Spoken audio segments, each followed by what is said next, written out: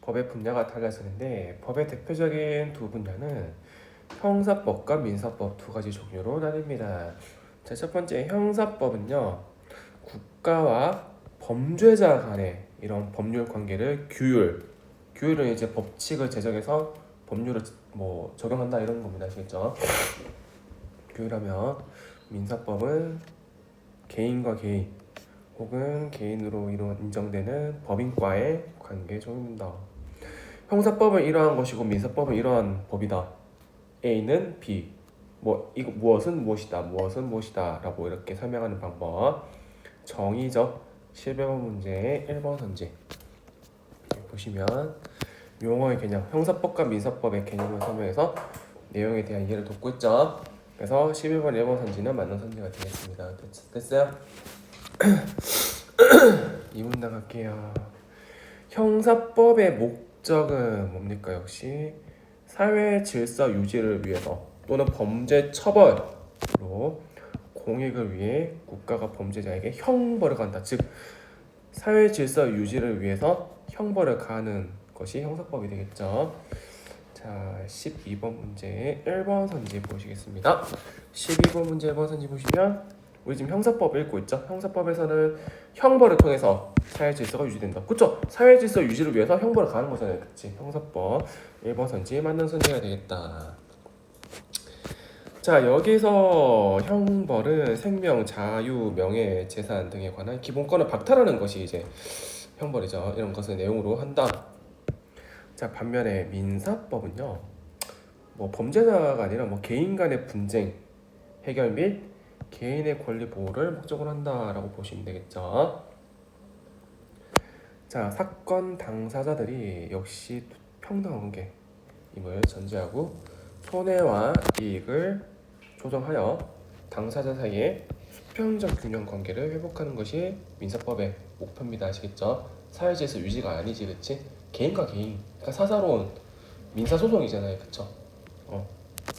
뭐 이혼 소송 있죠, 이혼 소송, 재산권 분할, 양육권 분할 이런 문제도 있잖아요, 그치? 자, 그러므로 소송이 진행될 때 형사법과 민사법의 소송 당사자와 소송 내용은 상이가 이제 무슨 뜻이죠?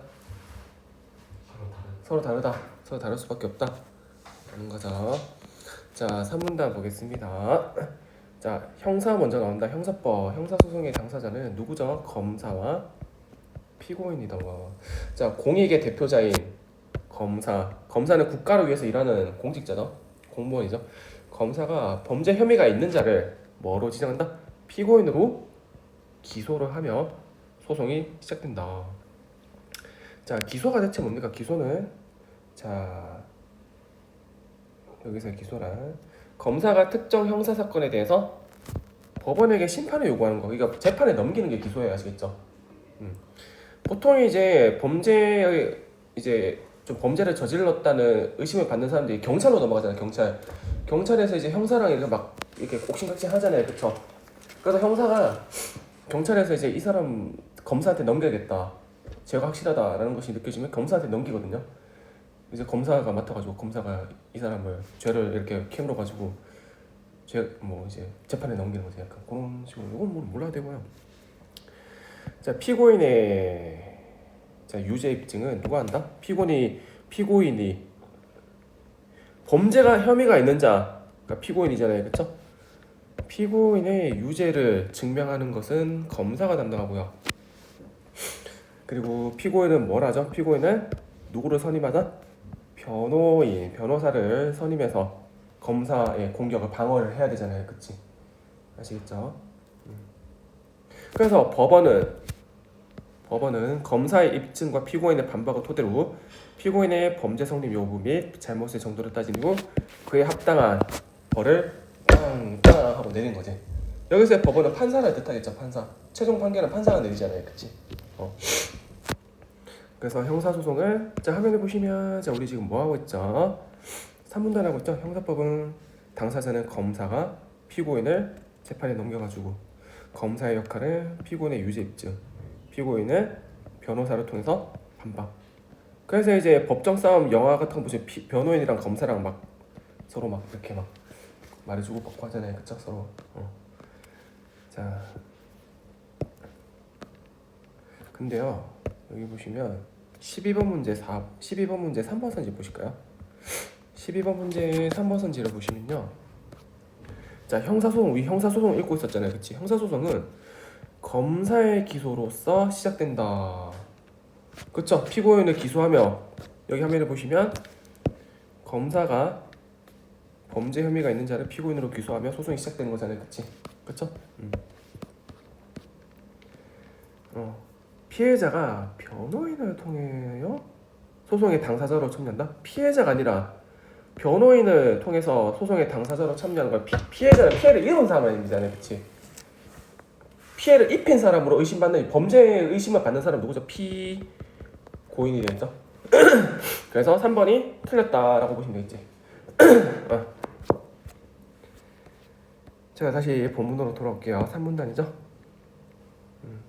이때 만약에 어떤 두 사람이 있는데, 어떤 두 사람이 같은 종류의 범죄, 뭐 둘 다 살인이라고 할게요. 살인으로 기소 재판이 넘겨지더라도 범죄 동기와 정황, 전체적인 상황 또는 피고인과 피해자의 합의 여부 등을 고려하여 형량이 결정되기 때문에 이 두 사람의 최종 선고형은 서로 달라질 수 있다는 거죠. 예를 들어서 두 사람 A와 B 사람이 있는데 A와 B가 C한테 폭행한 거야. 아시겠죠? 그러면 A와 B에게 죄를 처벌해야 되는데, 뭐 이렇게 말할 수도 있겠죠. 사실은 B가 A한테 시켜가지고 강제로 힘의 관계에 의해서 A가 어쩔 수 없이 B한테 협박을 당해가지고 C를 폭행하는데 도왔다. 그러니까 범죄의 동기와 정황이잖아요. 그치? B가 더 나쁜 놈이잖아요. 그쵸? 그리고 만약에 C가 A를 용서해주고 B랑은 용서 안 해줬어. 합의가 안 됐어. 그러면 합의 여부, B한테 합의를 안 했으니까 B가 더 무거운 형량이 때려지겠지. 약간 그런 원리입니다. 아시겠죠? 자, 그래서 이 부분이 12번 문제 4번 선지죠. 12번 문제 4번 선지에 보시면 형사소송에서, 우리 지금 아직 형사소송하고 있죠. 최종 선고형에는 범죄의 종류 외에도 피고인의 상황, 정황, 합의 관계가 최종 선고형에 영향을 끼칠 수 있다. 맞는 선지가 되잖아요. 그치? 됐나요? 최종 선고형에는 범죄의 종류 외에도 같은 종류의 범죄로 기소되었더라도 범죄의 종류 외에도 같은 범죄의 종류라도 이런 다른 여러 가지 상황에 따라서 최종 선고형이 달라질 수 있다. 맞고요. 그리고 검사가 피고인을 기소하면 소송이 시작되는 것과 원칙이다. 하지만 예외적으로 예외가 있어. 원칙에 대한 예외가 있어요. 예외적으로 피해자가 만약에 처벌을 원하지 않으면 국가가 나서서 규율, 법으로서 다스리지 않기로 정한 폭행죄, 모욕죄 등의 경우에는 소송이 진행이 안 된다. 이 말은즉슨 보통 이제 검사가 피고인을 재판에 기소하면 소송이 시작되는 거거든요. 근데 피해자 C가 뭔가 처벌을 원하지 않아. 좀 합의해줬어. 범죄자를. 그러면 폭행죄나 모욕죄에 한해서만 봐준다는 거지. 기소 안 한다는 거지. 아시겠죠? 됐나요?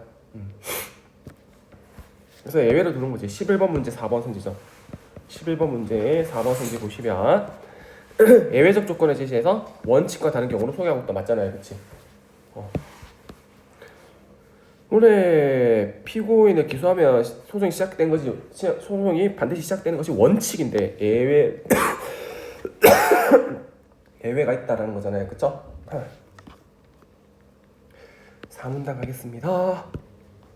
이제 형사 끝났고 이제 민사소송으로 가봅시다. 얼른 오세요. 자, 보시다 빨리. 빨리.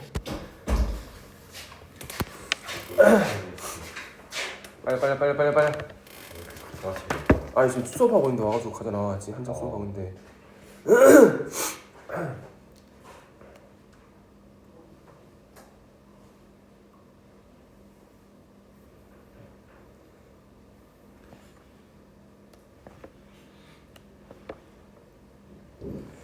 단어 이거 왜 안 찾았어요? 이거 저요? 폰이 없잖아요.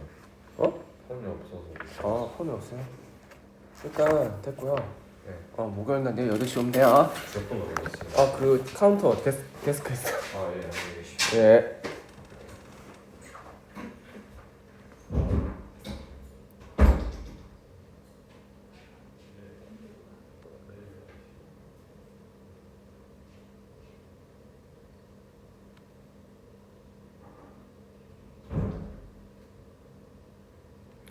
자, 4문단 가겠습니다. 자, 민사소송의 당사자는 원고와 피고로 이루어진다. 검사가 등장하지 않죠. 원고와 피고로. 자, 피해자라고 주장하며 소송을 제기한 개인이 원고라고 하고요. 가해자로 지목된 상대방, 신고받은 사람이, 고소를 당한 사람이 피고가 되겠죠. 피고소인. 자, 이때 각 당사자는 모두 소송 대리인은 변호사를 선임할 수 있다라는 거지. 자, 민사소송의 당사자들은 자신에게 유리한 법규를 근거로 해서 밑줄 자신에게 책임이 없다라는 사실을 증명을 해야 된다는 거지. 아시겠죠? 자, 만약에 입증해야 하는 사실을 입증하지 못하는 경우 법원은 해당 당사자에게 불리하게 판단할 수밖에 없다. 즉 증명하는 사실, 그러니까 증명을 하는데 증거가 부족하면 불리하다는 거죠. 아시겠죠? 증거 싸움이에요. 아시겠죠? 민사재판은요. 그러니까 증거를 잘 수집해야 되겠지. 그러면 변호사를 잘 선임해야 되겠죠? 이렇게.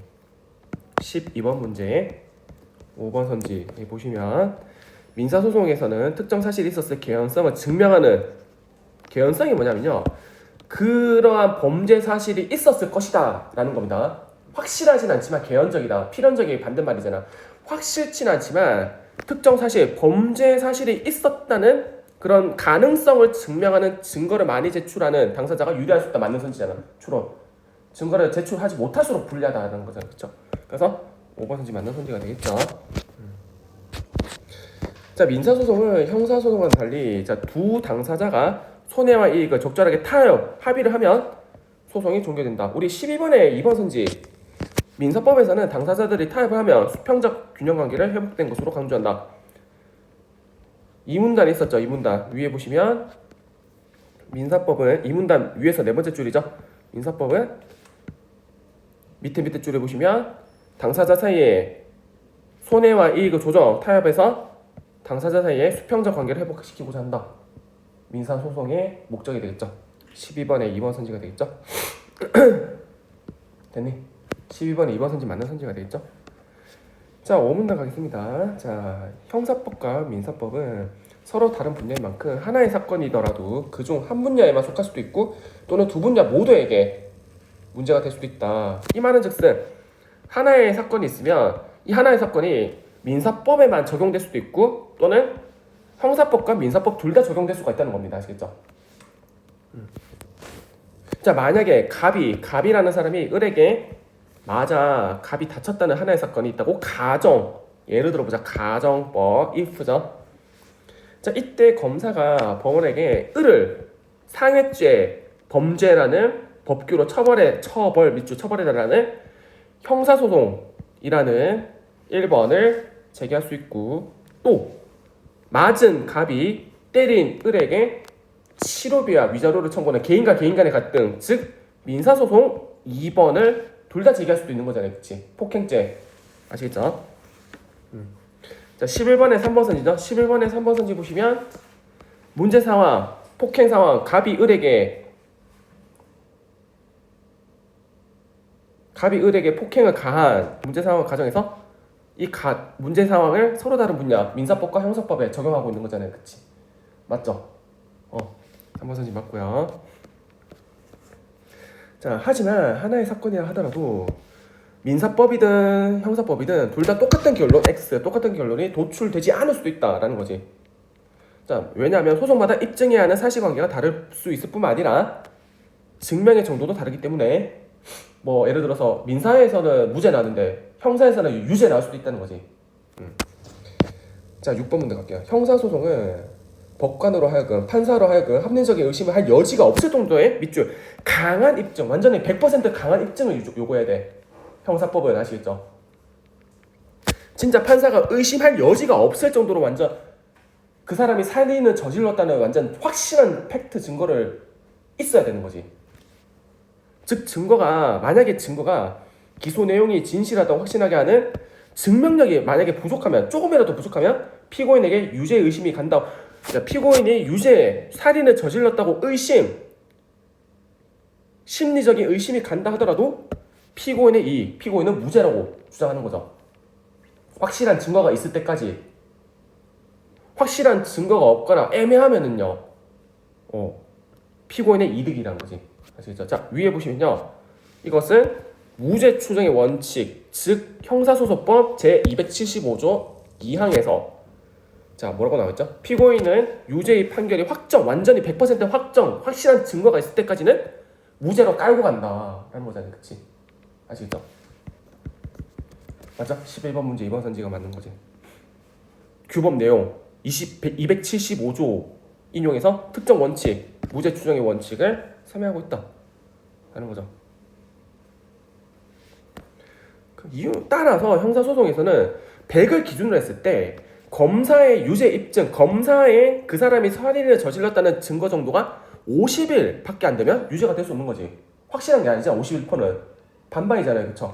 내 생각에 80도 안 돼요. 80% 이상, 80%의 증거를 제출하더라도 안 될 것 같아.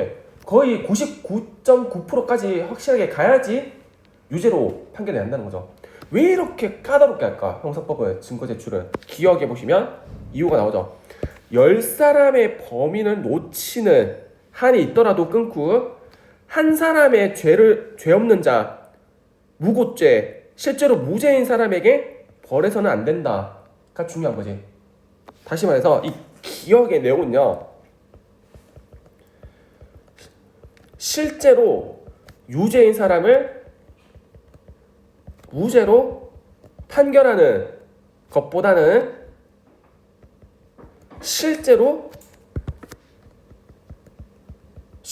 무죄인 사람을 죄가 있다는 유죄로 판결하는 것은 절대 있어서는 안 된다는 거잖아요. 그쵸? 이거 예전에 뭐 했는 거 뭐 좀 기억 안 나요? 대립가설, 기부가설 혹시 자 유죄, 실제로 약효가 있어. 실제로 제약회사에서 약을 만드는 약효가 있는데 약효가 없어가지고 약효가 없다고 잘못 판단해서 약을 출시 안 한 것보다는 실제로 약효가 없는데 판결, 약효가 있다고 출시해버리면 더 위험하다고 했잖아요. 그치? 이게 바로 1조 5류고 위에 게 2조 5류 혹시 좀 기억나나요? 그거 좀 기억하시면 돼요. 이제 그 법에다가 정했잖아요. 그치? 그거란 거죠. 그래서 이만큼 실제로 무죄인 사람의 인권을 보호한다는 거죠. 아시죠? 유죄로 때린 거. 그러면 13번의 정답 1번 선지 볼까요? 피고인과 피해자의 타협이 이루어지기 전까지는 피고인은 무죄로 간주해야 된다. 자, 타협이 이루어지기 전까지가 아니라 뭡니까? 100%의 증거가 확실하게 증명될 때까지 이렇게 고치셔야 되는 거지. 형사법의 가장 중요한 요인은 그거잖아. 증거 100%, 확실한 입증, 의심의 할 여지가 없을 정도의 확실한 증거. 타협이 문제가 아니잖아요. 그쵸? 2번, 재판 과정에서 개인의 재산상 피해가 발생하더라도 국가는 사회질서 유지를 우선시해야 된다? 재산상 피해가 뭐 변호사를 선임하는 데 있어서 재산상 피해가 발생했더라도 사회질서 유지를 우선시하게 되기 때문에 무죄로 이렇게 가정하고 가는 거다? 관련 없잖아요. 그쵸? 앞뒤 문맥을 살펴봤을 때 재판 과정에서 개인의 재산상 피해는 상관없는 거잖아. 사회 질서를 우선시하기 위해서 개인의 무고인 사람을 유죄로 판결하면 안 된다는 거예요. 개인을 더 중시하는 거잖아요. 그치? 이거는 실제로 무죄인 사람을. 자, 3번, 잘못된 행위를 하더라도 그 행위와 관련된 법규가 만약에 없다면 검사가 해당 내용으로 기소할 수 없다. 이게 무슨 말이냐? 그 예전에 그 만약에 어떤 사람이 그 최근에 2023년도에 그 스토킹 처벌법 있죠. 스토킹 남 따라가는 거 있잖아요. 그치? 스토킹 처벌법이 2023년에 제정이 됐거든요. 그 이전에는 없었다는 거지. 그래서 만약에 스토킹 처벌법이 없는 2022년에 스토킹 죄를 저질렀어. 그럼 처벌할 수 있다 없다? 없다는 그런 내용이거든요. 지금은 이제 처벌할 수 있잖아. 법조항이 생겼으니까. 그런 내용이지. 이게 뭐 실제로 무죄인 사람을 유죄로 판결하는 거 그거랑 상관없잖아요. 그치? 4번 선지. 재판에서 피고인은 자신에게 불리한 사실과 관련된 질문에 전혀 답하지 않을 수 있는 권리를 지니고 있다. 이거 묵비권 행사라고 하는데 이것도 뭐 말할 권리가 없다. 이건 상관없잖아. 그쵸? 실제로 무죄인 사람을 유죄로 판결하는 게 잘못됐다는 거니까. 그치? 정답은 5번이잖아. 5번이 제일 가까운 선지가 되겠지. 범죄 사실이 확실하게 입증, 증명. 우리 형사법은 증명이 가장 중요하잖아. 육문단 밑에서 육문단 위에서 네 번째 줄. 육문단 위에서 세 번째 줄이네. 두 번째 줄이네. 육문단 위에서 두 번째 줄. 의심할 여지가 없을 정도의 강한 입증이 요구한다. 그래야지 유죄로 판결할 수 있다는 거잖아. 입증. 그래서 5번이 정답이죠. 범죄 사실이 확실하게 입증. 80%, 40%, 51%임에도 불구하고 억울하게 처벌을 받아 실제로 무죄인데 개인의 기본권이 침해되는 경우를 방지하기 위해서 다가 가장 가깝죠. 아시겠죠? 억울하잖아 이게.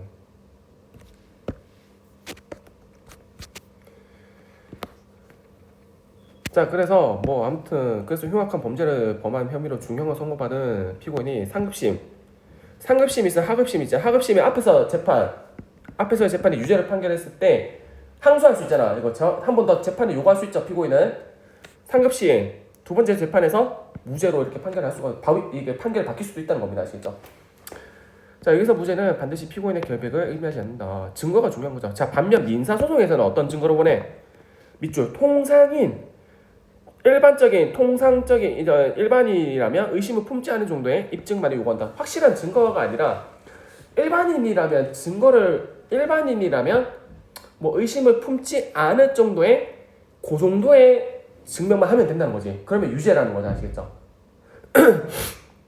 이는 밑줄 어떤 사실이 있었다는 점을 인정할 수 있는 개연성을 증명하는 정도로 해석된다. 개연성이 뭐냐면요. 필연성은 뭐야? 확실하다는 거잖아. 필수 아시죠? 필연성.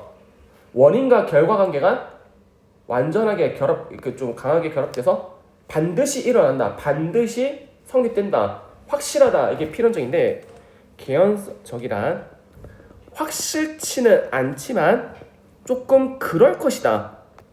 그럴 것 같다 정도가 개연성입니다. 아시겠죠? 개연성.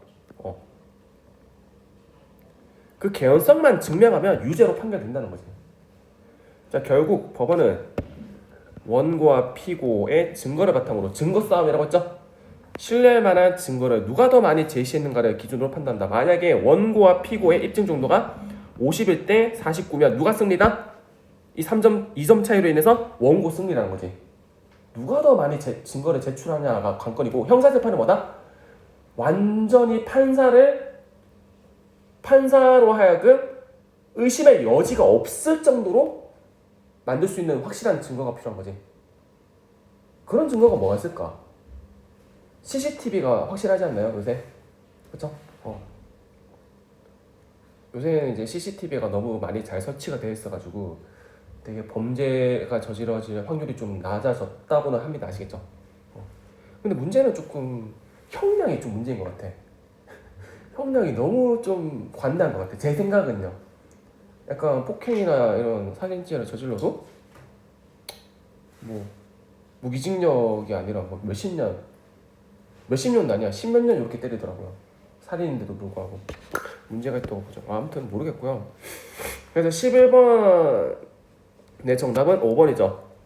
나와 있지 않는 내용 전개 방식을 5번. 서로 다른 견해를 절충해서 더욱더 현실적인 A 플러스 B를 합쳐가지고 제3의 대안을 만들어내는 거 그런 거 없잖아요. 그치? 절충이라는 단어는 꼭 아셔야 되겠죠? 아시죠? 저번에 설명해서 제가 다 아는 걸로 읽고 있을게요. 자, 14번 문제 갑시다. 14번 문제 가보시면요. 자, 보기의 기억과 이유는 동일한 사건을 바탕으로 제기된 소송이나 윗글을 바탕으로 보기를 이해할 때, 보기 사례를 이해할 때 적절하지 않은 건데, 자, 기억해 봅시다. 운전 중이던 A는 도로에 쓰러져 있던 B를 밟고 지나갔으나 이를 인지하지 못했다. 그 사람이 있었는지 몰랐다는 거죠. A는 밟히면 어떻게 되냐? 이거 죽을 수도 있는데. 자, 그래서 검사가 등장했다. 형사재판이네. 자, 검사는 A가 운전 주의 의무를 위반하는 그런 법을 위반해서 B를 밟았다고 판단하고 A를 기소했다. 즉 재판에 넘겼다는 거죠. 하지만 유죄야 무죄야? 판사는 어떻게 판결했어? 도로의 구조가 복잡해서 도로 환경이 열악했던 점을 고려했을 때는 증거가 좀 부족하다라는 거지. 확실한 증거가 아니다. 의심의 여지가 간다. 의심이 간다는 거잖아요. 그치? 그래서 주의 의무 위반으로 인해 사고가 났음을 인정하기 어렵다면서 무죄로 때린 거지. 일단 기억 사례는요. 검사 피고인이니까 즉 형사재판이라고 보시면 되고 판결은 뭐죠? A는 무죄를 판결받았다라는 거잖아요. 그치? 여기 보면 도로 구조가 복잡해서 도로 환경이 열악했다. 이거 일반적인 범죄 정황이잖아. 정황에 따라서 최종 판결이 달라질 수 있다고 말했잖아요. 그쵸? 3문단 밑에서 6번째 줄 보시면 3문단 밑에서 6번째 줄 보시면 뭐 합의 관계, 범죄 상황, 정황에 따라서 최종 선고량이 다를 수 있다. 봤었죠? 그걸 고려한 거지. 증거도 부족했고요. 자, 니은 가겠습니다. 니은 보시면요. 이후 B는 A가 가입한 보험사의 손해배상. B가 그래도 다행히 살았네요. 자동차에 밟히면 거의 죽지 않나? 아무튼 A가 가입한 보험사의 손해배상의 민사소송. 니은은 민사재판이네요. A와 B라는 개인과 개인 간의 재판이죠. 개인과 개인. 그럼 B도 변호사로 선임하고 A도 변호사로 선임하겠네요. 자, 보험사는 A 편이잖아요. 그치? 자동차 A의 보험사잖아요. 그쵸? 보험사는 A의 형사소송 판결을 증거로 형사소송 아까 뭘로 판결했는데 무죄야 유죄야? 무죄였잖아요. 그치? 형사소송에서 무죄 났는데 뭘 또 배상하라는 건데? 라고 하면서 방어를 했다. 하지만 법원은 이 피고인 A가 도로에 사람이 다닐 가능성을 염두에 두고 안전하게 운행할 의무가 있었고, 그러니까 통상인의 관점으로 봤을 때 의무가 있었다는 거지. 도로에 사람이 있는 것을 좀 인지해야 되는 거 아닌가라고 이렇게 좀 한 거죠. 그리고 제출한 이 형사소송에서 무죄 선고받은 이 증거로는 해당 사실을 입증하기 부족하다. 그래서 B에게 보험금을 지급하라고. 그러니까 이거는 A가 민사에서 유죄를 선고받는 거네요. 그래서 유죄. 그러면 B가 한 증거가 51이고 A는 증거가 49 정도 돼가지고 B가 이겼다는 거잖아요. 그쵸? 이렇게 보시면 되겠죠? 자, 1번 선지 가보도록 하겠습니다. 자, 기억은 피고인의 범죄 사실을 규명하기 위해서 처벌을 위한 소송. 형사재판에 대한 내용이잖아요. 그치? 기억 형사재판 맞잖아. 그쵸? 맞고. 자, 끊고 니은은요. 민사재판 니은은 피고 A씨와 원고 B씨 간의 개인과 개인 간의 분쟁 해결하기 소송. 민사. 1번 선지 맞는 선지잖아요. 그치? 자, 2번 선지 갈게요. 기억 형사재판에서는 A의 주의 의무 위반 여부, 주의 의무 위반을 했는지 안 했는지 여부와 니은에서 민사재판에서 A가 안전하게 운행할 의무 위반을 그러니까 위반을 했는지 안 했는지 판단할 때 밑줄 입증해야, 그러니까 기억 재판과 니은 재판에서 입증해야 하는 사실관계가 동일하지 않을 수 있었다. 그렇죠? 형사재판이랑 민사재판은 상이하다고 했잖아. 증명해야 하는 사실이 다를 수도 있다고 본 거잖아. 이거 어디 있었죠? 5문단 밑에서 세 번째 줄. 5문단 밑에서 세 번째 줄 보시면요. 여기 있죠? 하나의 사건이라도 똑같은 결론이 도출되지 않을 수 있다. 왜냐하면 소송마다 형사인지 민사인지에 따라서 입증해야 하는 사실관계가 다를 수 있을 뿐만 아니라 여기 있잖아요. 그치? 됐나요? 그래서 2번 선지 맞는 선지. 3번 선지. 기억에서 형사재판에서 A의 유죄를 입증할 만한 증거의 증명력이 부족했어. 맞잖아. 그래서 무죄로 때린 거잖아요. 그치? 증거가 100이면 100이어야 되는 거잖아요. 그치? 확실한 증거. 자, 니은에서는 민사에서는 B가 통상인이 의심을 품지 않은 정도의 입증을 했기 때문에 A를 유죄를 때린 거잖아요. 그치? 민사재판에서는 통상인이 의심을 품지 않은 정도의 입증만 하면 된다고 했잖아. 6문단 밑에서 7번째 줄. 여기 있죠? 여기 있네요. 6문단 밑에서 7번째 줄. 여기서 보시면 되죠. 그래서 A에게 무죄를 때렸다.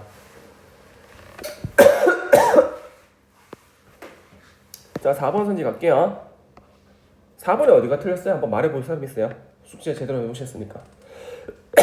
보윤이가 한번 말해볼까요?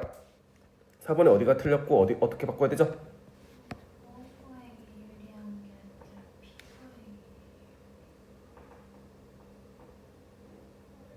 아, 니은에서는 피고인 A가 도로의 보행자를 인지하지 못했다는 것이 원고에게 유리한 것이 아니라 피고에게 유리했다? 이렇게 고쳐야 된다고요? 니은은 민사재판에서 피고인이 B잖아요, 그치? 피고인이 A죠, 그쵸? A한테 유리하게 작용하면은 무죄로 선고받지 않나요? 니은은 유죄로 선고받았잖아, 피고인 A가. 피고인은 운전한 사람이잖아요, 그쵸? 밟은 사람이지, 밟힌 사람이 아니라, 그쵸? 그래서 니은 민사재판에서는 피고인, 이 세모 친 게, 제가 세모 친 게 피고인이에요. 아시겠죠? 범죄 저지른 사람. 아시죠? 그 운전 밟은 사람 있지. 도로에서 그 A를 밟은 사람이 도로의 보행자를 인지하지 못했다는 것이 원고에게 유리. 이거 맞는 선지잖아요. 원고 B. 여기 보시면 니은에 보시면 A가 도로에 사람이 다닐 가능성을 염두에 두어 안전하게 운행할 의무가 있었다. 이 부분이 즉 도로에 보행자가 있었을 것이라고 염두에 둬야 되는 거잖아요, 그쵸? 그걸 인지하지 못했다는 것이 원고 피고 잘못이다, 피고인 잘못이다는 거지. 원고에게 오히려 유리하게 됐잖아요, 그쵸? 그래서 요거는 맞는 선지가 되겠지. 아시겠죠? 근데 답은 4번이거든요. 그러면 준서의 생각은 어때요? 어디가 틀렸을 것 같아요? 앞에 부분? 기억은 형사소송인데 설명되어 있는 거는 약간 민사소송 설명. 설명되어 있는 거는 여기 4번 선지에 설명되어 있는 거 민사소송이라서? 네. 도로에 쓰러져 있던 B의 과실이 크다는 것이 피고인에게 유리하게. 자, B의 과실, B는 원고잖아, 그치? 원고 밟힌 사람이잖아. 밟힌 사람의 과실이 크다? 요게 민사에 있나요, 이게? 민사에서는 A가 잘못했다고 했는데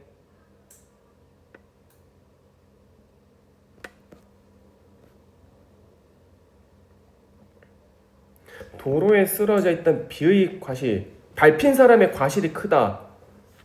이게 니은에 있었다고 네가 말하는 거잖아요, 그치?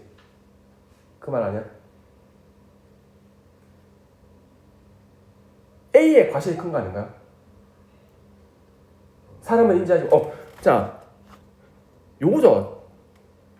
지금 기억에서는 보면 이제 기억 부분만 보시면 되겠지. 기억 부분에 자, 도로에 쓰러져 있던 B의 과실이 크다는 것이 피고인 누구죠? A잖아, A. A가 무죄 받은 거잖아. A가 왜 무죄 받았습니까? B가 더 과실이 커서? 기억 봐봐, 여기 봐봐.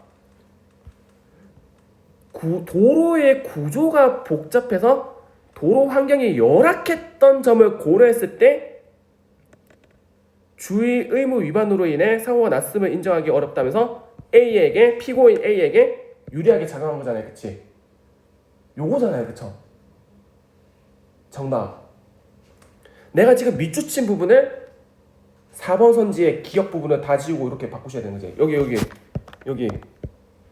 이거 좀 보여줄게요. 이것이 아니라 요렇게 바꿔야 된다는 거죠. 아시겠죠?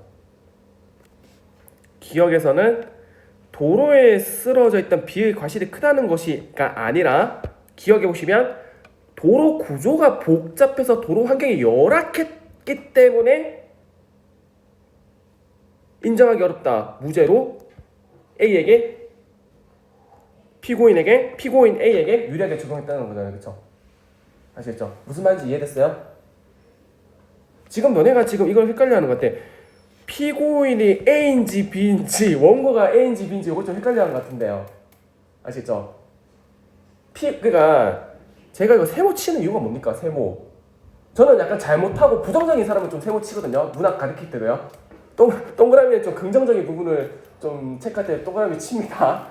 그래서 A가 밟은 사람이잖아. 자동차 운전한 사람이잖아. 그리고 이제 A가 피고인이고 B가 이제 원고잖아요. 그렇죠? 피해를 당한 사람. 4번이 왜 답인지, 4번이 왜 틀렸는지 이해가 가시나요? 보윤아, 기억에서 기억에서 이 A가 피고인, A가 왜 무죄, 피고인이 왜 유리하게, 피고인에게 왜 유리하게 적용됐죠? 왜 죄를 처벌을 안 했죠? 얘잖아. 얘 때문에 피고인에게 유리하게 간 거잖아요, 그치? 무죄, 그쵸? B가 오히려 잘못했기 때문에 B가 고소 왜 누워있는데? 도로에 누워있는 B가 잘못한 게 아니야? 그것 때문이 아니라 도로 환경이 열악해서 무죄로 때린 거잖아요. 이해됐습니까? 보현이 괜찮아요? 그래서 B의 과실이 뭔지 알아요? 과실이 뭔 뜻이네? 얼마나 더 잘못하는지. 얼마나 더 잘못했는가? 과실이 뭐예요? 피해? 이 봐봐, 이거 단어 이거 모르고 있구만. 과실은 잘못이잖아. B가 잘못이 크다. 잘못이야, 잘못. 과실, 실수. 아시겠죠? 잘못된 행동이라는 뜻입니다. 과실. 아시겠죠? B의 잘못이 크다라는 뜻입니다. 과실. 잘못된 행동입니다. 과실. 잘못된 행동을 과실이라고 합니다. B의 잘못이 크다는 것이 피고인 A에게 무죄로 때렸다? 아니잖아요, 그렇죠? B가 더 잘못이 있다는 게 아니라 도로가 좀 잘못됐다는 거지. 도로가 좀 열악했다. 그래서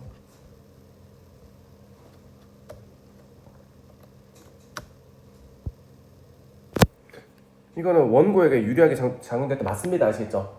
피고가 아닙니다. 오케이. 다시 뭐 설명이 좀 더 뭐 어떤 부분을 또 더 해줄까? 좀 이해가 안 가는 부분 있어요? 준서 괜찮아요? 그럴 수 있어. 괜찮아. 자, 5번에 보시면요. 기억에서는 기억 형사재판에서는 판사가 열악한 도로 환경을 근거로 A의 유죄에 대해서 합리적 의심을 품어가지고 무죄를 때린 거잖아. 합리적 의심 품으면 안 되잖아요. 형사재판에서는. 그치? 이게 지금 5번 선지 첫 번째 줄이 4번 선지에 이거 지우고 고쳐야 되는 부분이잖아요. 그쵸? 아시겠죠? 니은 민사재판에서는 도로에 사람이 다닐 가능성을 근거로 했을 때 피고 A의 법적 책임을 인정했으니까 유죄 때린 거잖아. 니은에 보면 니은에 유죄 때렸잖아요. 그 위에 잘 보세요. 위에 보기 박스 기억과 니은 상황 보시면 되겠지. 여기 있네. 도로에 사람이 다닐 가능성을 염두에 뒀을 때 A가 잘못했다라는 거잖아요. 그쵸? 여기 5번 선지 뒷부분이 되겠지. 맞잖아요. 그쵸? 근거. 오케이? 질문 있어요? 오케이. 15번에는 3번이었죠? C가 무슨 내용이죠? C가 이제 적절이라는 뜻이야. 적절이라는 단어는요, 이런 뜻이죠. 어느 것에 적합하다, 알맞다라는 뜻이고요. 견주다의 의미는 아니지. 견주다는 C가 아니잖아. 견주다는 뭐죠? 서로 다른 대상을 서로 누가 짧고 누가 길지 비교하는 거잖아요. 그치? 이게 이제 견주는 거죠. 적합하다는 뜻이 아니잖아요. 그쵸? 됐어요? 오케이. 목 아파. 그 다음에 뒷부분 바로 가서 바로 마치도록 할게요.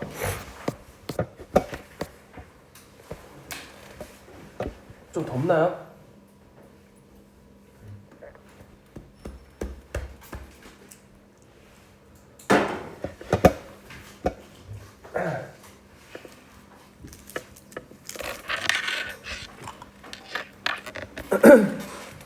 자, 가지문 바로 가보겠습니다. 자, 흔히 예술이라고 하면 고상한 소재를 활용해서 아름다움이나 만족감을 주는 약간 특별한 작품이나 행위를 떠올린다. 예술은 뭔가 좀 예전부터 특별한 것이다 이렇게 느꼈지만, 하지만 지금 현대 예술은 뭡니까? 고상함을 찾기 힘든 약간 좀 일상적 소재, 밑줄 일상적 소재를 활용해서 하기도 하고, 막 아름다움뿐만 아니라 추함이나 오히려 불쾌감을 이렇게 전달하기도 한다. 좀 난해하잖아요, 현대 미술이. 그치? 고전 미술은 되게 사실적이고 되게 고전틱하고 그러잖아. 근데 현대 미술 전시관 가본 적 있어요? 그 고전 미술 뭐 레오나르도 다빈치가 그린 그림 이런 것보다는 뭔가 이상하게 막 좀 뭔가 좀 난해하잖아요, 그렇지? 이러한 경향에 큰 영향을 주는 것이 아방가르드 핵심하지. 아방가르드가 뭐다? 아방가르드는 원래 어떤 어원이 어디였죠? 어원이 뭐죠? 어원이 뭔 뜻인가요? 어원. 아방가르드라는 단어가 근원, 어디서로부터 왔는가? 각 어원이잖아요, 그치? 아시겠죠? 자, 주력 부대가 이제 전진할 수 있도록 새로운 길을 개척하는 병사가 아방가르드였습니다. 약간 전쟁 용어였어, 원래. 전쟁에서 쓰는 용어였지, 아방가르드가, 그치? 뭔가 새로운 길, 새로운 방향을 개척하는 그런 병사를 아방가르드라고 하는데, 이걸 이제 예술 용어로 갖고 온 거죠. 예술에서 전쟁 용어로 갖고 와가지고 예술 분야에다가 적용한 거지, 그치? 그래서 이 아방가르드는 약간 기존의 통념의 저항. 통념이 뭐냐면 기존에 있어 왔던 일반적으로 통하는 그런 고정관념들 있지. 그런 거 이제 통념이라고 합니다. 일반적으로 통하는 지식. 저항, 새로운 것 추구하고 혁신을 추구하는 운동을 아방가르드라고 하는 거죠. 새로움을 개척하는. 이번 문제 3번 선지 보시면 아방가르드라는 용어는 어원은 원래 예술 용어가 아니었죠. 어디서 갔다 왔다? 다른 분야. 그러니까 전술, 전쟁 용어에서 유래한 거잖아요, 그렇지? 그래서 3번 선지 맞는 선지가 되겠죠. 그리고 자, 이 문단 갈게요. 자, 1번 선지, 4번 선지 볼까? 1번 선지, 4번 선지 보시면 지문 읽고 있는데 가는 중심 개념, 즉 뭐죠? 아방가르드가 대체 뭔지 개념을 정의한 거잖아. 1번 선지, 그치? 1번 문단에 새로움을 추구한다. 그리고 아방가르드의 탄생은 어떻게 탄생했다? 예술이란 무엇인가라는 물음과 관련이 있다. 그래서 탄생했다. 탄생 배경이 있네요. 그쵸? 탄생 배경. 자, 근데 시대 이전은 무슨 시대라고 하나요? 근대 이전. 신분제가 있었던 중세라고 합니다. 이거 몰라도 됩니다. 진짜 중세시대. 근대 이전까지 중세시대 예술은요, 독립적인 영역으로 인정받지 못했고, 약간 좀 집단의 종교적 목적, 그러니까 교회나 가톨릭 이런 성당이나 그러니까 좀 신적인 종교적인 목적으로 사용됐고, 왕이나 귀족 개인의 세속적 목적을 충족시키기 위한 종속적인 수단으로서의 예술이었다는 거야. 종속이 뭐야? 독립 반대죠. 딱 하나에 따라갈 수밖에 없는 거잖아요, 그렇지? 따까리 아시겠다? 따까리. 이게 바로 근대 이전의 예술의 취급이야, 아시겠죠? 이번 문제의 4번 선지 볼까요? 자, 이번 문제 4번 선지 보시면요, 근대 이전의 예술, 우리 방금 읽었죠? 근대 예술에서의 예술은 예술가의 세속적 목적을 충족시키기 위해 만들었죠. 세속적 목적, 누구의 세속적 목적을 충족시키기 위한 예술이었죠?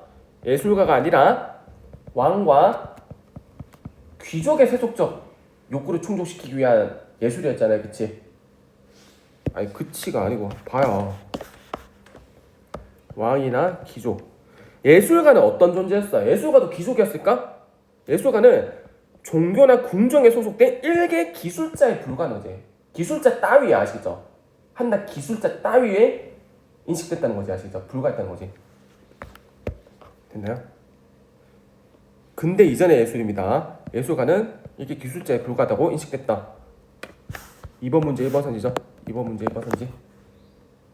2번 문제 1번 선지 보시면 근대 이전의 예술가는 한낱 일개 기술자에 불과하다. 맞잖아요, 그쵸? 됐나요? 정답은 4번 나오는 거지. 예술가가 아니라 왕과 귀족의 세속적 목적을 충족시키기 위함입니다.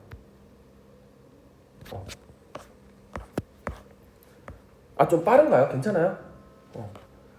자, 반면 이제 근대다. 이제 근대 예술은 뭐야? 근대 예술은 그 자체로 아름다움이나 만족감 등 고유한 미적 체험을 줄 수 있는 이제 종속적인 게 아니라 뭐다? 독립적인 영역으로 바뀌었다는 거지. 인식이 바뀌었어. 그쵸? 예술가의 인식도 바뀌었죠. 예술가도 특별한 재능을 바탕으로 작품을 창작하는 주인이라는 거지. 주어. 아시겠죠? 근데 이제는 뭐야? 궁정에 막 딸려가는 일꾼이었어.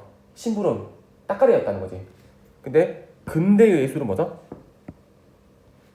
완전 이제 독립적인 주체다. 예술가도 하나의 능력으로 인정받은 주체라는 거죠. 2번 문제 2번 선지 볼까요? 2번 문제 2번 선지 맞는 선지가 되겠죠.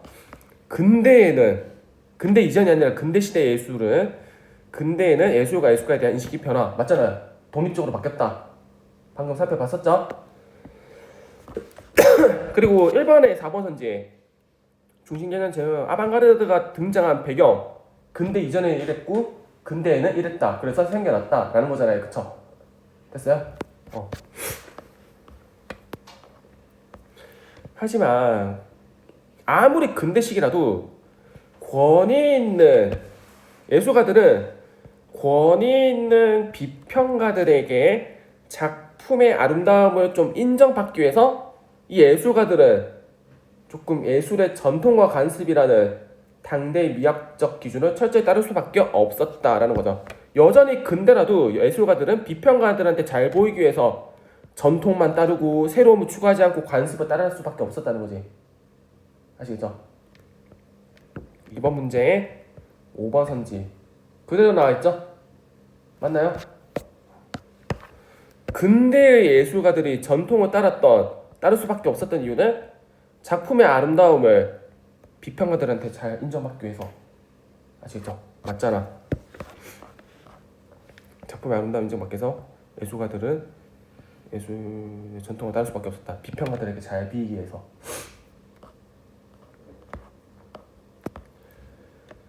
자, 그래서 당대의 미학적 기준은 예술을 고유의 영역으로 독립시켰지만 오히려 조금 전통과 관습에게 종속되게 한 채로 뭔가 새로움을 있게 만들었다는 거지. 그래서 아방가르드가 나왔다는 거예요. 탄생 배경. 아방가르드의 본질은 뭐야? 기준, 미학적 기준, 옛것에 저항하고 새로운 것을 추구하고 예술의 자율성을 확립하는 게 아방가르드의 본질이잖아. 새로운 거. 저는 약간 아방가르드 별로 안 추구 안 하거든요. 저는 약간 좀 고전파를 좋아해요. 실제로 그대로 있는 거 그리는 거지. 풍경화, 정무라, 인물화, 약간 유화로 그리는 거 되게 좋아하거든요. 전통이잖아, 그치? 요새 현대미술 어때? 난해하잖아. 막 뭔가 이상한 거 그린 거 같고 막 뭔가 불쾌감을 주는 작품도 있고요, 그쵸? 저 개인적으로는 좀 안 좋아한다는 거지. 자, 그래서 3문단 갈게요. 3문단에 보시면 아방가르드의 관점에서는 예술가는 전통이나 관습에게 저항, 무조건 새로운 거 추구, 추하고 난해한 그림 그릴 수 있어. 알아들을 수 없는 말로 시를 막 낭송하는 거. 약간 1930년대 모더니즘 때 이런 거 있었어요. 시도 막 내용 이해하기 어려운 그 단계 있었다는 거지. 또 어디 있노? 그리고 변기나 자전거 바퀴 등 일상생활, 일상적인 소재들을 예술로서 활용했다는 거죠. 특별한 존재가 아니라. 너네 미술 교과서에 변기 요렇게 남자 소변기 어떻게 생겼더라? 요렇게 남자 소변기 하나 갖다 놓고 이거 예술 작품이라고 한 거 교과서에 본 적 있어요? 미술책에? 이게 제목이 뭐냐면 샘. 이거 예술 작품이야. 변기 뜯어가지고 갖다 놓고 여러분 이거는 작품입니다. 샘. 진짜로 있어요. 변기를 보고 샘이 불쾌해 안 불쾌해? 더럽잖아, 그치? 그거 이제 현대미술 모든 거 이제 일상생활 자체를 예술로 보는 거죠. 지금 내가 가르치는 거랑 너네 가르침 받는 것도 예술이라고 보는 거지. 가르칠 때 테크닉, 기술, 예술이잖아. 알아들을 수 있는 학생들의 역량, 예술. 너와 나의 소통하는 이런 능력들, 예술이라고 보는 거죠. 모르겠어. 내가 그렇게 주장한 거 아니에요. 아방가르드예요. 아무튼 그렇고. 그래서 조금 일상적 활동을 좀 활용해서 예술과 일상의 구분을 무너뜨렸다. 일상이 즉 예술이다. 너무 파격적이지 않나? 예전에는 예술은 특별한 사람만이 예술가만 창작할 수 있고 무조건 특별해야 되고 무조건 아름다움만 중시해야 되고 무조건 붓으로 이렇게 그리는 거야만 한다가 전통 예술이었잖아요, 그치? 자, 아무튼 자꾸 오히려 관객이 작품에 참여하거나 작품을 수정할 수 있게 해서 예술가와 관객의 경계도 무너뜨렸다. 그 보통 현대미술 막 가면 관객이 어디에 위치하느냐에 따라서 작품이 막 바뀌는 경우도 있잖아요. 좀 화면이 바뀌거나 그런 경우 현대미술이라는 거죠. 약간 모니터, 약간 현대 매체, TV 미술 이런 거잖아요, 그렇지? 자, 4문단. 예술계는 이런 아방가르드가 제시한 예술은 처음에는 거부했어. 이게 뭐야? 이게 완전 이상해. 아무리 새로운 거? 이거 나한테 저항하는 거야? 하지만 이후 새로운 경향으로 인정했고 이를 바탕으로 수많은 사조와 작품들이 아방가르드의 예술 작품들이 주류 예술, 기존의 예술로 인정받았다는 거죠. 나한테 검사 받고 가야죠. 검사 받았어요? 오케이.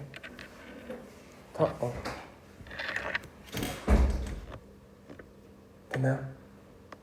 그런데 이러한 변화, 아방가르드의 이런 새로움을 추구하는 것이 기존의 전통 주류 예술로 편입, 포함됐다는 것은 역설적이게도 아방가르드의 본질, 이런 새로움을 추구하는 것을 상실하게 만들었다. 왜?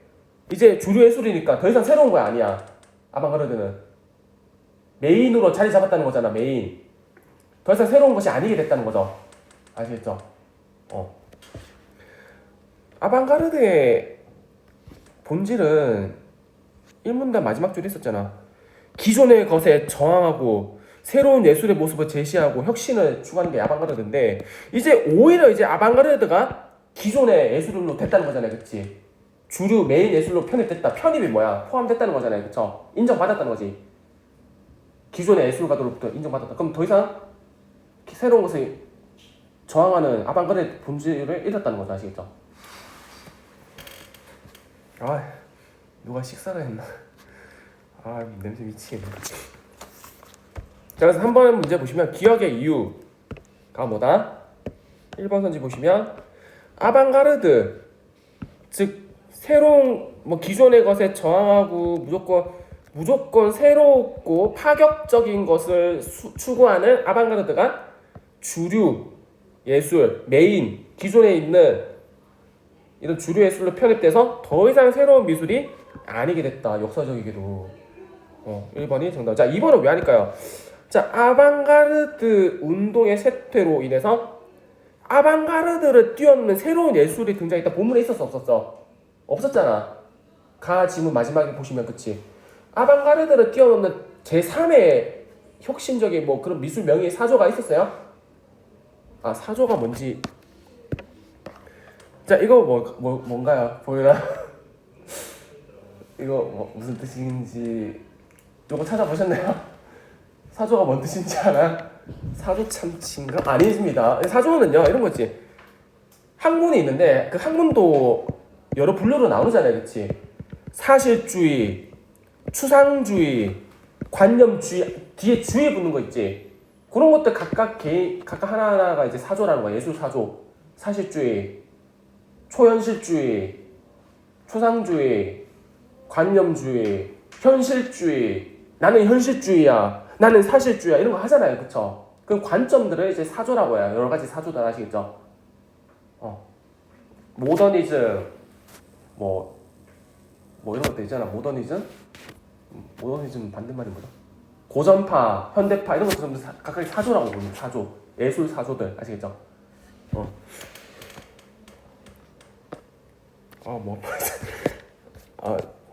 너네 요새 환절기라서 조금 감기를 좀 조심하세요, 아시겠죠? 자, 3번 선지. 아방가르드를 바탕으로 한 작품들이 등장. 변기, 일상적인 작품, 일상 소재로 한 작품들이 등장하면서 기존의 주류 예술을 보완한 사조? 아니죠. 기존의 주류 예술을 보완한 것이 아니라 아방가르드의 본질은 뭐야? 저항하는 거잖아. 기존의 것들을 저항하는 거잖아. 그치? 새로운 것을 추구하고 주류 예술에 편입됐다는 것 뿐이죠. 그쵸? 4번 선지. 아방가르드가 추구하는 예술가의 모습이 기존의 주류 예술계에서 인식하는 기존은 주류 예술이 뭐야? 전통파잖아. 전통. 옛날 거. 주류 예술. 옛날 것을 중요하게 인식하는 주류 예술계에서 인식하는 예술의 모습과 같지 않았기 때문이요. 그래서 아방가르드 기억이 쇠퇴하는 거예요. 아니죠. 이 4번 선지 자체는요. 이 4번 선지 그 자체가 아방가르드의 아방가르드의 본질이야. 아방가르드가 추구한 거야. 기존의 것을 저항한 거잖아. 저항. 다르다. 기존의 것을 무너뜨린다. 기존의 것과 다른 새로운 것을 형성한다. 이게 아방가르드 그 자체잖아. 그쵸? 그래서 아방가르드가 발달한 거지. 아시겠죠? 4번 선지는 말이 안 되는 거지. 4번 선지 자체가 아방가르드의 본질 그 자체예요. 그래서 아방가르드가 주류 미술로 편입됐다는 거지. 5번 선지도 마찬가지야. 아방가르드가 제시하고 있는 예술의 방향성, 새로움을 추구하는 예술 방향성이 기존의 전통 예술계가 요구하는 미학적 기준에 부합하지 않는다. 적합하지 않는다. 이거 자체도 아방가르드 그 본질 그 자체잖아. 그래서 아방가르드가 발전한 거잖아요. 그쵸? 5번 선지, 4번 선지 자체 때문에. 이 4번, 5번 선지는 오히려 아방가르드를 오히려 메인 예술로 편입시키게 하는 역할이 된 거지. 아시겠죠? 쇠퇴하게 된 원인이 아닙니다. 아시겠죠?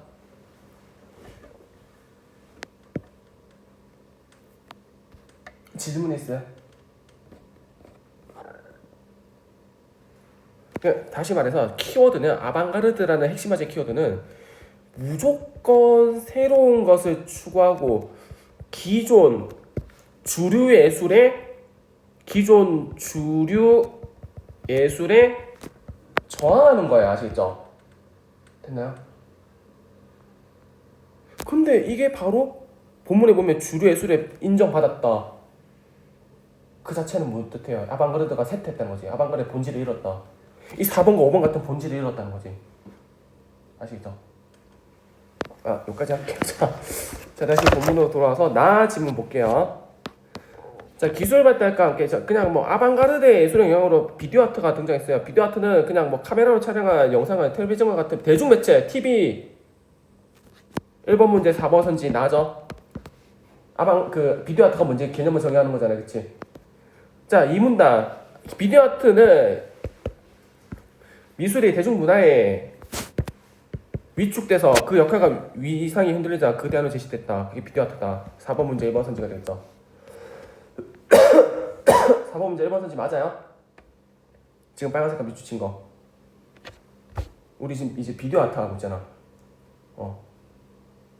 1960년대 미국을 중심으로 한 텔레비전의 보급은 대중문화의 확산을 가졌다. 하지만 텔레비전에 방영되는 영상은 국가나 기업에 의해 일방적으로 편성된 것이었다. 그 내용은 국가의 이념이나 상업적 가치, 흥미 위주로 구성되었으며 대중들은 이러한 일방적인 메시지를 수동적으로 받아들일 수밖에 없었다. 이러한 상황에서 가정용 비디오, 카메라, DM 이렇게 촬영한 거 있잖아. 그쵸? 카메라, 개인 카메라. 캠코더라고 하나? 캠코더 아세요?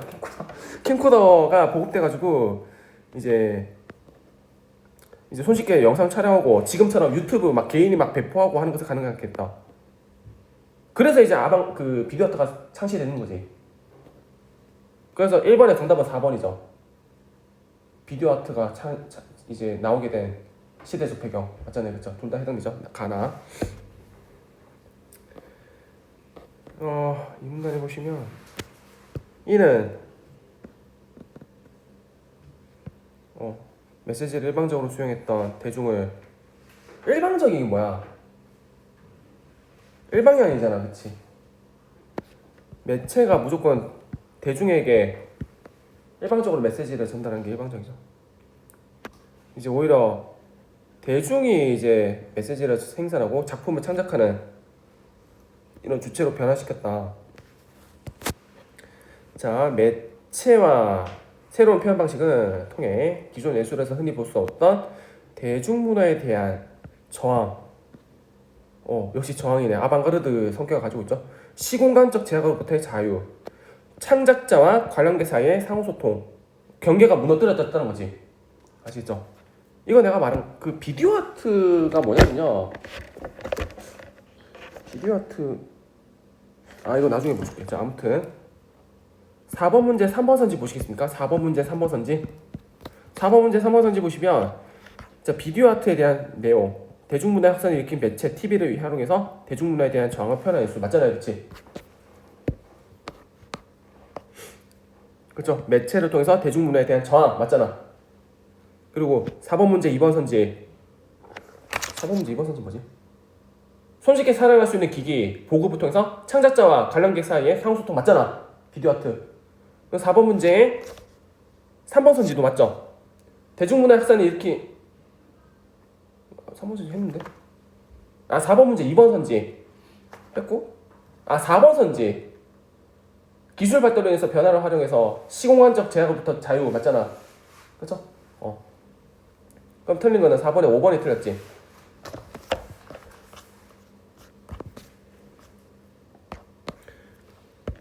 자, 메시지의 생산과 수용 과정에서 이루어졌던 국가랑 대중의 역할이 바뀐 게 아니라 대중의 역할이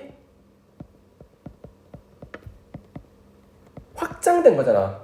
대중은 언제 예전에는 무슨 역할을 했어요? 그냥 일방적으로 메시지를 수용하는 역할밖에 안 했잖아, 그치? 근데 카메라, 비디오 아트를 통해서 이제 오히려 적극적으로 오히려 대중들이 생산하는 거잖아, 그쵸? 대중의 역할이 수용해서 더 나아가서 생산으로 더 보완이 됐다는 거잖아요, 그쵸? 국가의 역할과 그러면 이제 국가가 메시지를 받고 대중이 메시지를 전달한다? 그런 내용은 없어요, 아시겠죠? 자, 3문단 가겠습니다. 비디오 아트의 유형이 두 가지로 있어요. 자, 두 번째 줄에 보시면 비디오 영상과 이렇게 설치 비디오가 있는데, 비디오 영상은 뭐 화면에 맥락 없는 상황 없는 이미지, 빈 이미지 있죠. 뭐 무슨 장면인지 모를 이미지 또는 빈 화면 등의 이런 실험적 이런 이미지 있잖아. 뭔지 알아볼 수 없는 그런 영상 있지, 영상. 그런 것을 통해서 비판적 내용을 담아 만든 영상 그 자체 이 형태 말고 TV 형태 말고 TV 영상에 나오는 그 이상한 영상들 있잖아요, 그렇지? 그런 게 비디오 영상이라고 합니다. 내용이지, 내용 측면이죠. 자, 설치 비디오는 뭐야? 설치 비디오는 영상을 텔레비전 등 밑줄 다양한 사물이나 장치를 TV랑 결합해서 제작하는 설치물의 일종이지. 요 자체 그 TV 무슨 내용인지 나오는지 그 내용 말고, 아시겠죠?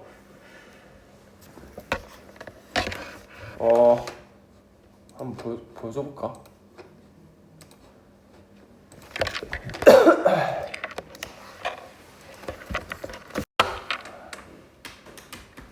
이 화면에 보시면요, 아우 머리야.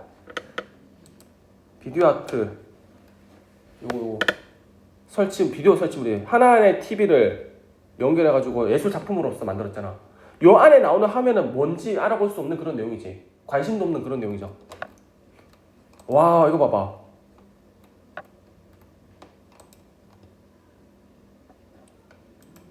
로봇처럼. 이것도 어때? 비디오 설치죠. 그 3문단 위에서 네 번째 줄 보시면 TV를 무슨 장치랑 결합했죠? 뒤에 캠코더랑 장치 해가지고 불상 뭘 내용을 전달하고 싶은 건지 알 수 없는 그런 맥락 없는 비디오 영상을 지금 발현하고 있잖아. 요거 봐봐. 자전거 바퀴 기계랑 TV랑 연결하는 비디오 설치지. 비디오 설치. 이건 뭐 같노? 첼로라는 기계랑 TV랑 연결해가지고 결합해서 제작한 비디오 설치물이잖아요, 그치? 요 안에 나오는 이거 첼로 연주잖아요, 그쵸? 연주자가 이렇게 연주하면서 요게 이제 비디오 설치다라고 보시면 되겠습니다. 너네 미술 교과서에 이런 거 안 나와요? 한 번쯤 본 적 있죠? 없어요? 요새는 뭘 가르치는 거지? 미술식. 아무튼 됐습니다. 제가 아무튼 설치 비디오는 예술가가 텔레비전의 일방적 소통 방식을 비판하기 위해서 기계 장치로 텔레비전의 기능을 자의적 지 마음대로 왜곡한 거지. 텔레비전의 화면을 이상하게 막 변형시켜가지고 변형된 화면을 영상을 보여주는 것이 있다. 또 예술가가 다양한 장비를 활용해서 작품이 관람객의 행동이나 주위의 환경에 따라서 아까 내가 말했죠. 관람객이 어디 위치하느냐에 따라서 화면이 달라진다. 이거 있었잖아요, 그치? 자, 사문단은 뭐 그런 거고요. 사문단은 그런 내용이고 됐고. 자, 이제 뭐 해야 되노? 5번 문제 풀면 끝이죠. 오케이, 5번 하고 가자. 요거 다 하고 이제 질의응답 받을게요. 자, 윗글 바탕으로 A, B를 이해한 내용으로 적절한 건데, 자, 동그라미 첫 번째 점에 보시면, 자, 무대 공연을 위해 만들어진 백남준님의 작품 제목이죠. TV 첼로. 1970년대 제작된, 자, 여기 체크하세요. 첼로라는 물건을 텔레비전 세대와 결합한 형태의 작품. 비디오 설치네. 비디오 설치네요, 그쵸? 비디오 설치 미안해요. 설치 비디오죠. 3문답 위에서 네 번째 줄 설치 비디오에 해당되죠. 비디오 아트 중에서 이 작품에 출력되는 영상은 첼리스트의 즉흥 연주했다 행동에 반응해서 변형된다. 아까 사진에 봤었죠. 화면에 안에 있는 첼리스트가 어떤 연주를 하느냐에 따라서 화면 자체가 바뀐다는 거지. 설치 비디오.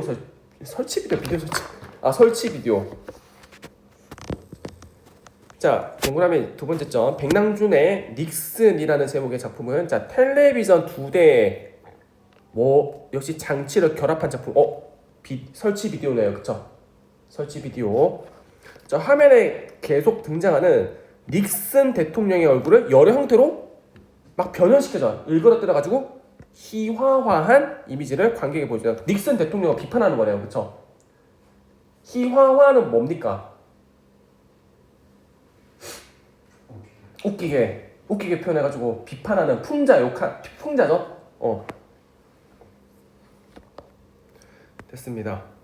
일단 둘 다 설치 비디오죠. 그 안에 나오는 영상 그 자체, 맥락 없는 영상 그 자체는 영상 비디오 영상이라고 하는 거죠. 비디오 아트 중에서. 자, 1번 선지 보시면 설치 비디오 유형에 해당하는 A는 맞잖아. 첼로라는 기계에 TV를 결합한 작품 설치 비디오에 해당되죠. 새로운 매체, 즉 TV라는 새로운 매체를 예술 활동에 적용했다는 점에서 맞아. 그래서 새로운 예술의 모습을 제시했다. 자, 설치 비디오는 여기 보세요. 나 지문의 이문단 밑에서 네 번째 줄. 나 지문의 이문단 밑에서 네 번째 줄 볼까요? 하나, 둘, 셋, 넷. 이 비디오 아트, 우리 지금 이 보기 박스 5번 문제가 비디오 아트잖아요, 그렇지? 비디오 아트는 텔레비전의 새로운 매체와 새로운 표현 방식을 통해서 기존 예술에서 흔히 볼 수 없는 예술에 적용했다는 거 맞잖아요, 그렇지? 그 다음에 어딨노? 새로운 예술의 모습을 제시했다.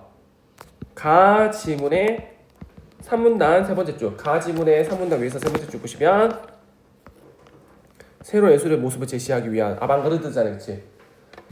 근데 나 지문의 첫 번째 줄 봐봐. 여기 아방가르드의 영향으로 등장한 게 비디오 아트잖아요, 그렇지?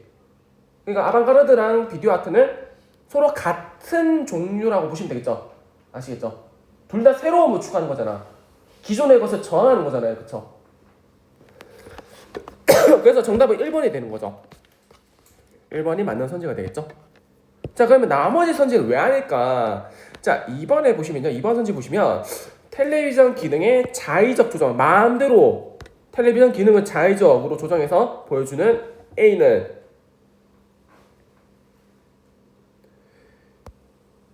자, 기존 예술에서 보였던 예술가와 관객 사이의 경계를 파괴하려 했다? 지금 A 작품이 어떻게 이루어지는 원리예요? 관객에 의해서 영상이 바뀌나요? 아니면은 작품에 출력되는 첼리스트 연주자에 의해서 바뀌나요? 첼리스트라는 화면 속에 있는 예술가에 의해서 작품이 변형되는 거잖아. 이 A 작품은 관객이 참여한 거 없어요, 아시겠죠? A 작품은 관객이 어디 위치에 따라서 막 화면이 달라지는 게 아니에요.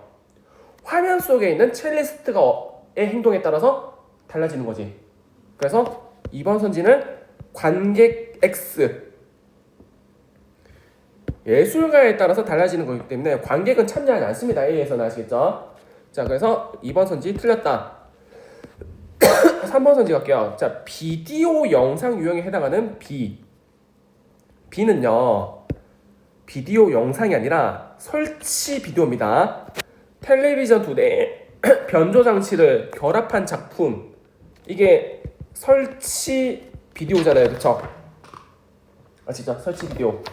설치 비디오가 어딨어? 3문단, 나 지문의 3문단 위에서 네 번째 줄, 3문단 위에서 네 번째 줄 나 지문에 비디오 설치 비디오는 영상을 텔레비전 등 다양한 사물이나 장치, 변조 장치와 결합해서 제작한 설치물, 비디오 설치죠. 아, 설치 비디오죠. 비디오 영상이 아니라 설치 비디오에 해당하는 B는 예술에 대한 기존 통념의 저항, 맞죠? 아방가르드 저항함으로써 새로운 예술의 모습을 제시했다. 여기까지 맞아, 아시죠? 설치 비디오 영상이 아니라 설치 비디오에 해당한다. 비디오 영상은 뭐라 했습니까? 그 영상에 나오는 그 영상 그 자체가 비디오 영상이죠. 맥락 없는 이미지, 3문단 두 번째 줄, 맥락 없는 이미지, 빈 화면 등의 실험적 이미지나 비판적 내용을 담아 만든 영상 그 자체. 영상 그 자체야. 이 형태 없이, 아시죠? 영상 그 자체. 우리 지금 보는 보기 박스에 있는 것들은 설치물이잖아, 설치물. 아시겠죠? 영상 그 자체. 내가 만약에 유튜브 영상 보여줬어. 맥락 없는 이미지, 이상한 이미지 보여줬어. 이상한 동영상 보여줬어. 그 영상 그 내용 그 자체가 뭐고? 비디오 영상이라는 거다. 이 형태 말고, 조형 형태물 말고 막 여러 가지 결합한 거 말고, 아시겠죠? 자, 4번 선지 볼게요. 작품에 언제든지 우연한 사건이 이렇게 우연한 이런 작용이 개입되어 변할 수 있다는 것을 보여주는 B는 일상적 소재를 활용해서 일상적 소재, TV라는 일상적 매체 소재를 활용해서 예술의 소재에 대한 기존의 관점의 문제점을 드러냈다. 자, 예술의 소재 뭐예요? 매체죠, 매체. 일상적인 소재, 매체, TV 매체의 기존 관점의 문제점이 뭐죠? 기존의 관점의 문제점. 나 지문의 화면에 보시면 일방적 소통이잖아요, 그렇지? 예전에 이런 매체는 텔레비전이나 매체는 사람들에게 그냥 일방적으로 메시지만 전달하는 그런 문제점이 있었잖아요, 그쵸? 근데 비작품 자체가 닉슨 얼굴이 여러 형태로 이것들은 거는 우연적인 거예요? 아니면 마음대로 한 자의적이야? 닉슨 대통령의 희화와 비판하기 위해서 얼굴을 여러 형태로 이끌어뜨린 거는 자의적이죠. 자의적으로, 마음대로, 작가 마음대로, 우연적으로, 우연치 않게 닉슨의 얼굴이 막 이상하게 된 게 아니잖아요, 그렇죠? 그래서 4번 선지 우연적 사건 X, 자의적 조작이죠. 3문단 밑에서 네 번째 줄 봐봐. 나 지문의 3문단 밑에서 네 번째 줄 여기. 자, 어떤 일방적 소통을 비판하기 위해서 기계 장치로 텔레비전의 기능을 자의적으로 밑줄 마음대로 의도적으로 자의적으로 왜곡해서 변형된 화면, 닉슨 얼굴에 일그러진 닉슨 얼굴에 변형된 얼굴이잖아요, 그렇지? 그래서 막 비판하는 거잖아요, 그렇죠? 그다음에 5번 선지 실험적 이미지를 활용한 A와 B. 그렇죠? A와 B 작품 둘 다 그 작품 자체가 되게 새롭고 기존에 있어서 실험적이잖아요, 그렇죠? 새로운 그런 실험적 이미지를 활용한 A와 B는 일상적 활동을 예술에 적용해서까지 맞는데, 이 A와 B는 비디오 아트고요. 즉 새로움을 추구하는 아방이잖아요, 아방가르드잖아요, 그렇지? 아방. 근데 아방이라고 부를게요. 아방가르드가 기존의 예술의 전통을 발전시켰습니까? 뭐라고 바꿔야 돼요? 저항해가지고 새로운 것을 계속 추구하는 거잖아요, 그치? 기존의 이런 사실주의 풍경화 이런 거를 보하는 게 아니잖아요, 그치? 적대적이 아시겠죠? 그 혹시 뭐 다른 거 혹시 뭐 질문 있어요? 준서 혹시 괜찮아요? 보인이는 괜찮아요? 오케이. 그러면 수업은 여기까지 하고요. 숙제는요.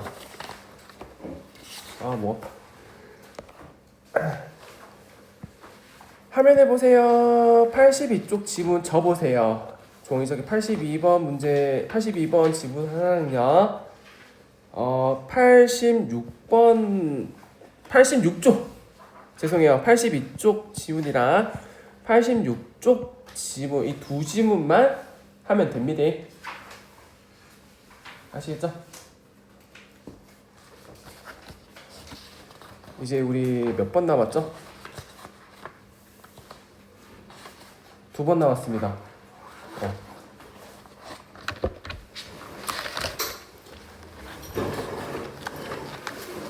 도윤이는 약간 좀 다른 거 잘하는데 단어를 조금 더 선지에 있는 단어도 조금 꼼꼼하게 보고 조금 하나라도 애매하거나 좀 뜻을 모르겠다는 게 있으면 반드시 형광펜 체크해서 단어 뜻을 적고 예문도 좀 찾아오도록 하세요. 알겠죠?